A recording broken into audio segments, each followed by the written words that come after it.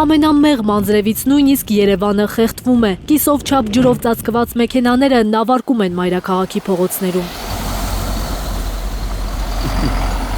Պարալիզացվել էր Երևանը երեկոյան։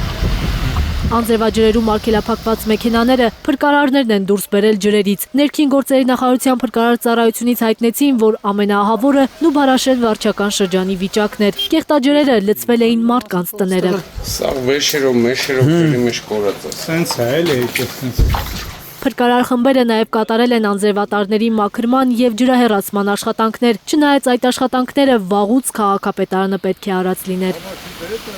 Բարկացած են երևանցիները, սա առաջին դեպքը չէ, երբ քաղաքը պատրաստ չի լինում եղանակային անակնկալների։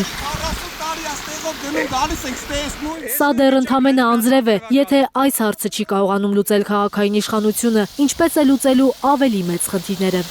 Եթե այս մի փոքր հարցը չի լուծվում, մեծը բնականաբար չի լուծվի եւ այդպես շարունակ։ Կարծում եմ, որ անձրևը այդ աստիճան տարերային աղետ չի, որ մենք չկարողանանք լուծել եւ այստեղ լուրջ անելիք ունեն քաղաքային իշխանությունները։ Գարունա, բա ինչ եք ուզում։ Հələ հորթառատ անձրևները լավ սպասվում, բավո։ Հարցնում են մարդիկ, երբ է քաղաքը վերջապես պատրաստվելու եղանակային մարտահրավերներին։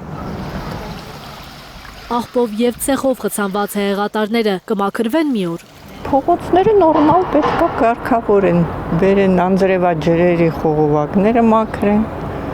եւ մնացածը։ Պետք է հետևեն ամեն ինչին, այդ հորերին, որ ջուրը գնում է։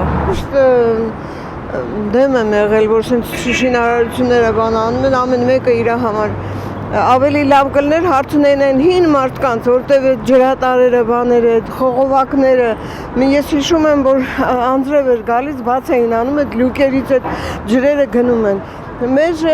շենքերն էլ 4 կողմը էլի ջրի մեջ էր, էլի։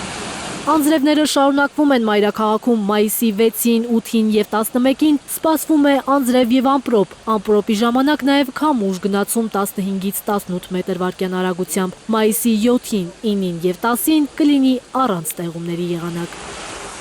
Զարուհի Սահակյան, Միլենա Պողոսյան և Սմբատ Ասլիկյան, Հայլուր։